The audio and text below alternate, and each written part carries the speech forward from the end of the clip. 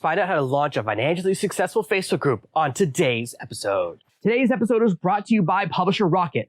Find the right keywords and categories for your books and avoid the sound of crickets by going to servedmaster.com/rocket today. Are you tired of dealing with your boss? Do you feel underpaid and underappreciated? If you want to make it online, fire your boss and start living your retirement dreams now, then you've come to the right place. Welcome to Serve No Master Podcast, where you'll learn how to open new revenue streams and make money while you sleep. Presented live from a tropical island in the South Pacific by best-selling author Jonathan Green. Now, here's your host. I'm in the garden today. Well, I'm in the upstairs of my garden. We have a moment where it's quiet. There's no roosters going off, and then a rooster just went off. I do my best to find these moments of silence, but these recordings take anywhere from 25 to 35 minutes before we start editing them down. The main birds that we hear singing today are actual birds and not monster crows or horrific roosters. So hopefully we can have a nice, pleasant afternoon. It really is beautiful out right now. And when it's beautiful outside, I want to spend time with you. I want to hang out with you. What we're going to talk about today, this very special lesson, is the power of the Facebook group. And it's important to understand how you can deploy this as a tool and whether it's right or not for your business. Now, I was a late adopter to Facebook. When Facebook came out originally, you could only join if you had a university email address. And I was early enough in college. I was at that sweet spot of time where your university email address was like your first initial and your last name. My university email address, which is definitely no longer active, but it was active for a few years after college, was jgreen3. Pretty good. Can't get that anymore. Now, if you're a student, your email address is like JQRX29643221. It's like a prison number. It really feels good. But at the time, they never considered the fact that there's going to be a lot of people with the same name. So I was early enough in there. And then when I graduated, the email address still worked for a couple of years. But when I kind of encountered Facebook, which was a little bit after I graduated, it was too late. So I couldn't join. So I didn't join Facebook until, 2005, 2006, something like that. It was when I was living in Japan. Everyone else was using it. I was like, all right, this is how you guys are talking to each other. I'll jump on board with this thing. So I'd already been out of college for about 4 or 5 years. I was late to that party, and I'm always late to social media parties. I was like, guys, can't we still hang out on MySpace? MySpace is what I was into in college. That was really hot when I was in college. So that tells you how much of a dinosaur I am. But Facebook is now basically in charge of most of the internet. If you combine the top 5 tech companies, they basically run almost all of what happens on the internet. Between Facebook and Google and Twitter and maybe TikTok and AliExpress or Alibaba, these companies are massive and they control massive portions of all online communication. So I know that there are some of you who will never have a Facebook profile. I totally get it. Look, I'm not really into it. I don't like reading about other people's lives. I'm so uninterested in that. That's not why I spend time there. One of the things that might surprise you is that I don't really like the internet. I don't spend time hanging out on my computer. So my source of entertainment doesn't come from reading blogs or posting messages or anything crazy like that. It's not how I spend my time. I don't look at pictures of people and the food they eat or read jokes on Twitter. The internet is my workplace. If I'm online, I'm working. When I'm not online, when I'm with my kids, we're doing other stuff. I don't really like to watch YouTube videos with them. They're really into that, so I try to curtail that. I'm like, no, let's watch a movie. Let's watch something with a beginning and an end that has a story to it, rather than just this silly video or a kid unboxing their toys. But I realize that most people do have Facebook profiles. Most people are active on Facebook, and so it can be a great opportunity for you if you're willing to leverage it. Now, I would never, and I want to make this clear, never make Facebook your primary business. Before we go any further, let me make it absolutely clear. When people join your Facebook group, you have to get their email address so that you have a real way to communicate with them. So if Facebook goes out of business, Facebook gets deregulated, or Facebook just deletes your group, you're not done. A Facebook group is just a forum. It's a forum by another name. A forum is something I'm very familiar with. Forums have been around since the early 90s, where you would have a group of messages, and they fit other names. They've called message boards and BBs and other different name bulletin boards and things like that. But it boils down to it's a place where people leave comments and then you get to reply to that comment. It's all Reddit is. It's all Quora really is. They wrap it up in a slightly different look, but it's really a place where people come together to discuss things and have threaded conversations. What I mean by a threaded conversation is that I can make 3 comments, like 3 posts, and you can choose which one to reply to. And so post number 1 might get 5 replies, post number 2 gets 7, and post number 3 gets 500 replies. It becomes a massive discussion where people are going back and forth and having a really deep conversation. So everything you know about forums can apply to Facebook groups. The difference is that it looks a little bit different, that people treat Facebook a little bit differently. They're more active there. So if you have a forum, people are only going to post or connect with your forum if they get an email reminder from you, like, oh, someone replied to your thread, or if they actively go to your forum and say, oh, I wonder what the updates are. If you have a Facebook group, Facebook will send them reminders. There are a lot of things you can do, like tell people who join your group to become friends with each other so they see more updates when they all post within your group. That's a little secret tip to boost activity. So they get more notifications than they will in a traditional forum. And so they can be on Facebook or online,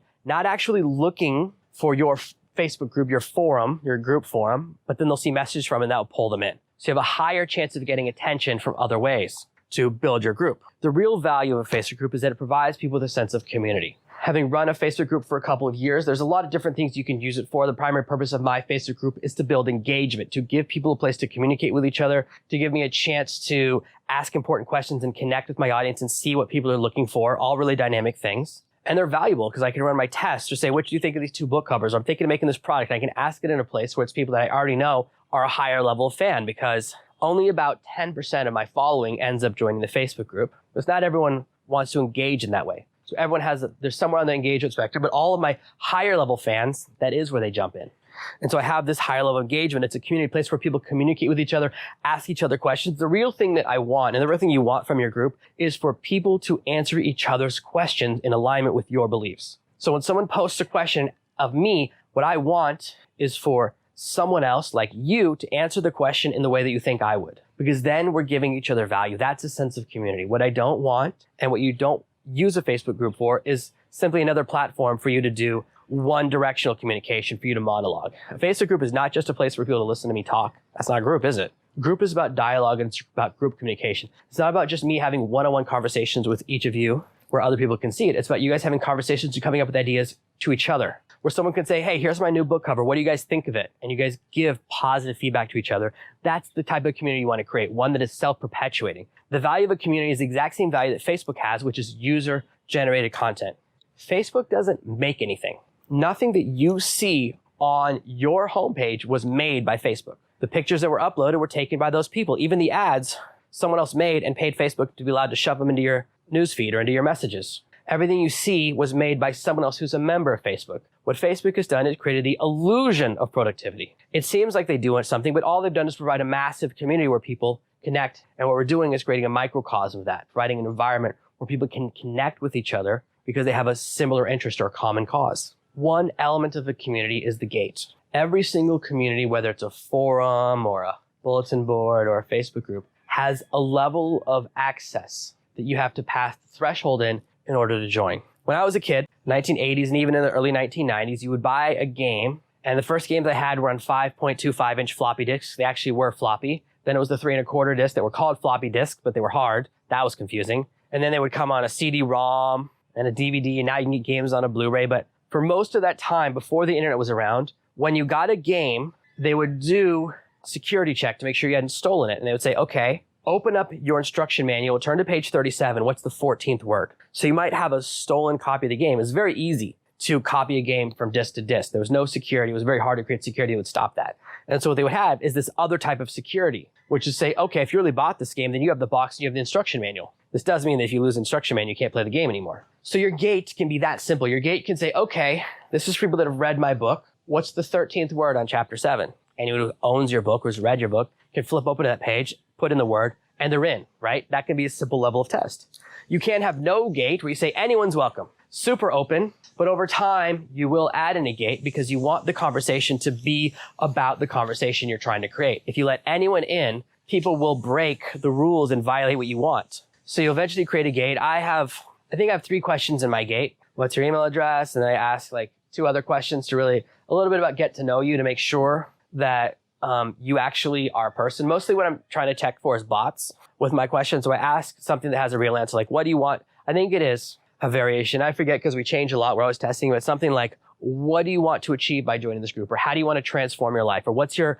ideal business model? What are you trying to make happen? And that's a real question. People either answer or they don't. And if they don't answer, then they don't get in. Because we go, oh, it's probably a bot. Sometimes people give a bad answer, then they email me and it turns out it is a real person. I'm like, oh, well, you wouldn't have had to wait to get in if you answered the question fairly or answered the question with a little bit of effort. But the purpose of the gate, the purpose of controlling access, whether it's login credentials or which is what other forums have. But the reason we have these other ways of creating a gate around our community is to create a sense of groupness. If anyone can join, then it doesn't really feel like a community. I don't know of any community of Netflix watchers because everyone watches Netflix, right? Not really a community. It has to be a little bit more restricted. It can be, okay, we're a community of people that like or watch this particular show. Now you're starting to create something. So either you're in or you're out. And there's a whole bunch of science and psychology about the idea of creating groups. And I can talk about how groups create uniforms. They all dress the same. And then they start having linguistic rules. They use a certain slang or certain terms. I'm a member of some forums where people use different terms than I do, because this book, the book they're following, uses a different term for starting your own business. And all of those things can affect our sense of groupness, and we want to create a sense of community. So that's why we control access. We have a limited access. We say, oh, you have to be part of this group to be a part of this group. And this leads us to the fact that Facebook groups, like any other community, have a set of rules. There are written and unwritten rules. An example rule can be, don't post commercial posts. Don't post ads. Don't demean other people. Not every group has that rule. Some groups love to let people talk bad stuff about each other. I certainly don't. One of the hard things to create is a group that has beginners and experts, people that are across the spectrum, where a beginner can ask a really dumb question and not get a snarky answer. I'm guilty of this. Sometimes I ask a question and the answer is so obvious, or the answer is something that I would have seen in the first lesson. Sometimes I'll email tech support and I'll figure out the answer 5 minutes later. So all of these things happen within your group, and you have to create rules for how they communicate with each other. I just joined a Slack group that a friend of mine was setting up as part of a program that I thinking about promoting, and I got in trouble because my username didn't have my last name in it. And I was like, what? What a dumb rule. And I talked to my friend who was running the whole group. He goes, yeah, it's really important to us that everyone uses their full name. I was like, all right, whatever. So I changed it because I don't care that much, but that's one of the rules. Can't have a nickname. It has to be a real name. It's just something they're doing. And part of it is so that people who use their real first or last name are less likely to say snarky things to each other. That's probably why. But the rules and the exclusivity of the community create a sense that you have internal content. You have content that's only within your group. Now, within my Facebook group, I put out a lot of content, put up videos every single day. We put up questions and posts and things that aren't posted anywhere else, or at least not posted anywhere else for a while. So you get content there before it appears anywhere else. That's early access content. You get access to promotions and free gifts and other things before anyone else. But also there's content that's created by other people. There's where people ask questions they wouldn't feel safe asking anywhere else. There are certain things that I would ask in a Facebook group or a community or a forum that I would never ask on my general Facebook page, because most of the people, like my brother-in-law, is not in the same business as me. Why does he need to see that question? It's not relevant, right? Or you could be having a bad day. I'm in a community for people that are writing books, and sometimes people post like, I'm having a really bad day, my book isn't working. You wouldn't want to post that in a totally open place. But you can post that in a place where other people get it because they're on the same journey. So I try to find communities that I participate in where people are on the same level as me. I was in a community last year where I was the only person with more than one employee. And I said, guys, I don't belong here because my problems are about scaling. Most of my challenges for my business are about dealing with my employees. 90% of my business problems are, how do I deal with my workers? How do I become a better manager? How can I be a better leader? How can I train people better? How can I improve our system processes? How can I improve communication between people within the team? It took me a long time to train everyone on the team to ask each other before they ask me. We have a video expert, a developer, an SEO expert, and all three of them would ask me questions about video development, SEO, and backend development. I go, guys, you're the experts, ask each other. And I had to create that environment. It wasn't easy. That's a learning experience for me. How can I ask someone else how to do that if they've never had an employee? One of the people in that particular group had never made any money online. I go, why are you in this? You're in the wrong group. You need to be in a group for people that are starting out and trying to make successes. I wondered why most of his ideas were really bad. I said, these ideas don't sound like they come from experience. They come from someone who's read stuff. And I called him out and I found out I was right. Because people who've done stuff talk about it differently than people who are speaking from a place of theory. It's very different, someone who's actually fired an employee and someone who's read about what it feels like. It feels really different. I fired a lot of people in my career. I never look forward to it. But I am absolutely different about it now than I was 10 years ago, or even 3 years ago, or 2 years ago. And the way I talk about it, the way I feel about it, it comes across to other people that have similar experiences. And so we want to surround ourselves with an environment where we're getting original content, where people are on the same path as us, where we can ask questions that we can't ask in other places because it has a sense of unique community. And what we want, most importantly, is a supportive environment. An environment where you know you can ask a dumb question and no one's going to make you feel dumb. One of the podcasts I listen to is where someone watches like a classical movie with people that are really big movie experts or people that have been doing movie criticism for a long time. And he has a section where he says, no stupid questions. So he had to make a section where he can ask a question. He's not allowed to get mocked for the question being dumb. And you can say, like, why was this movie in black and white? And they're like, well, color hadn't been invented yet. It's easy to see how if someone is allowed to belittle you, they would slide in there and go, that's a dumb question. You should know that, da-da-da-da, right? But by creating an environment where you don't get mocked for your questions, where you can feel safe, where you can ask dumb questions, where you can fail, That's the only place where people can, if you can't ask dumb questions, you're not going to ask smart ones because you don't know the difference. I don't. I still ask questions. Sometimes someone asks me a question that they think is really dumb and it changes how I run my business. Some of the dumbest questions people have asked me have been the most profound and they had no idea. Last year, Paris asked me a question that I thought was really, really dumb. And I want to be a supportive boss. And so I didn't respond right away. And I said, let me think about that. And I said, you know what? Here's what I think the answer is, but let's test and see if I'm wrong. I was so wrong. I was devastatingly wrong. She transformed the course of my business because I was able in that moment to, rather than just do that knee-jerk reaction of, that's it, because I try to self-assess. I go, whenever I think something's dumb, I go, why do I think that's dumb? What I've learned is that when I try to predict behavior, if I try to predict which podcast episode each year will be the most popular, I will be wrong. Most likely I'll guess the least popular one. Anytime I try to do a prediction, I'm wrong. Anytime I write 2 subject lines for an email and say, which one will get more opens? I'm wrong. So I've learned that the only answer is testing. So you want a supportive environment where you can talk about your struggles. Look, some of the things that I go through, other people don't understand. Last night, someone wrote me a really long email who's been in pain for their entire life. They had a major traumatic incident when they were 3 years old, and their body hurts every single day. Really, really bad. I don't know what that's like. After my car accident in my 20s where I was hit by a drunk driver, we discovered I do have a birth defect in my spine. Something that's pretty common, like I have a hole in my spine. 10% of people have it, so it sounds worse than it is. Basically, one of my discs in my lower back, the whole disc isn't there. There's a piece missing, and it's never been there. And I never noticed until it got activated by someone hurting me. And I was in a lot of pain for a long time. I worked through it. That's why sometimes in my training and courses, back pain is one of my examples of something that when you have it, it's all you think about. But this person is something that makes what I experienced look like trash. Because my back pain is mostly gone. My back is hurting a little bit right now. When I'm walking, because I walk when I record these episodes, sometimes my hip or my back starts to hurt because I walk for a couple of hours around on the wooden floor and it's not perfectly even. So I get a little bit sore and it reminds me of my back pain. But I can't really understand someone's experience. There are things that I've experienced, and so I need a community, and he needs a community of people that know what that's like, that have recovered, been through it. I understand it a little bit because I did have massive pain for a while, for a couple of years. So it wasn't like it was a couple of weeks. My back pain lasted for several years, but what I don't know is 10 years, 30 years, 40 years. I don't know that. But a community of people that have all been through that experience can provide that level of support. So what you want is a community of people that understand where you're coming from, understand where you're going. They're trying to get where you are, or they've been where you are and they're where you want to get to. That's the type of community you want to surround yourself with. So one thing that I have that's different than other people is my experience as being an expat, of living in another country, of marrying someone who comes from a different culture and speaks a different native language. Those are things that I experience. Having many kids. Sometimes people give me parenting advice and they don't have kids. Or sometimes people talk about their kids and then I find out it's their dogs. That drives me crazy. That's like not something I connect with. I'm like, no, my kids are kids. I have dogs too. They're called dogs. Don't do that. Like, don't give me parenting advice. Raising my dog is very different than raising my kids. But you only know that when you've done both. So sometimes we need to be in a group where people have had the right level of experience, or they're at least close enough to us. You know, people with one kid think it's so hard until they have 2 and 3 and then 4. You realize that each time the challenge doesn't increase by 1, it cubes. So if you have 2 kids, it's 2 to the power of 2. If you have 3 kids, it's 3 to the power of 3. So it goes 1, 4, 9. It gets bigger and bigger and bigger. I realized what I just said. 3 to the power of 3 is 27. Don't tweet at me.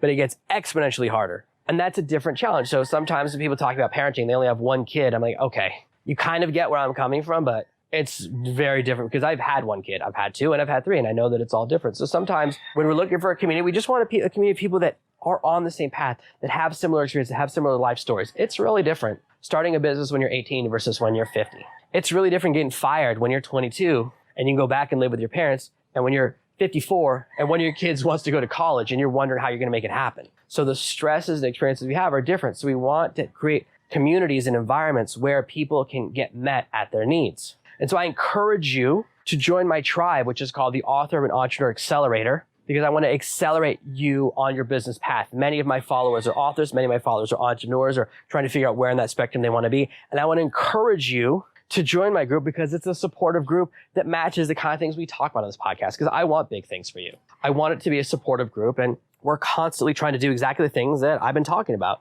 which is to create an environment where people who are on this path can ask questions, where you can post your book cover and people will give you honest feedback that say, oh, this is why you're not making sales. And instead of saying, hey, that book cover stinks, they'll go, here's 3 things you can change to make it better. And that's the type of community you want to be in. One that doesn't judge you, but just gives you the answer, because that's what we want. We want that shortcut. When I was in high school, I was in Latin 3. third year of Latin, regular Latin, no honors for this guy. And it was tough. My teacher was mean, real mean. Every day we had really hard homework and I struggled with it. I would come to school every day 30 minutes early. You were allowed to ask him questions for 30 minutes before school every day. But he would belittle you like you wouldn't believe. He'd be like, Jonathan, nobody's this stupid. Surely you don't think the answer is that. And it was tough. But guess what? I stuck it out and got the answers from every single day. I got the highest grade in Latin 3 in the entire school that year. They gave me a little medal. I don't still have it. I wish I did. I had it for a little while. They gave me a little medal, the Latin 3 medal. Highest grade in Latin 3. Best at Latin? No way. Smartest kid? Nope. I was someone who would go to school every day and put up with the belittling because I knew that it would get me the highest grade and I wouldn't have to repeat. Okay. My goal wasn't to get the highest grade initially. My goal was to not have to take Latin 3 with this teacher again. I said, I will come in every morning, put up with 30 minutes of this so I don't have to put up with another year of this my senior year. That's not what you're going to get in my community. You're going to have a safe place where you can ask questions where we'll give you the answers without making you feel bad. And the more people who join the community, the more people who become a part of our environment, the more powerful and useful it becomes. It's not a place where I do advertising or try and sell you products. It's a place where we connect with each other and try to answer each other's questions and try to help each other find the success that we're looking for. So I encourage you to join me in my tribe, become part of the family so that we can have real conversations and you can meet all the other people that are on the same journey as you in the Author and Entrepreneur Accelerator. Thank you for listening to this week's episode of Serve No Master. Make sure you subscribe so you never miss another episode. And we'll be back next Tuesday with more tips and tactics on how to escape that rat race. Head over to servenomaster.com/podcasts now for your chance to win a free copy of Jonathan's bestseller, Serve No Master. All you have to do is leave a 5-star review of this podcast. See you Tuesday. Are you ready to make your first dollar online? Grab my free guide, How to Make $1,000 this month at servenomaster.com/1K.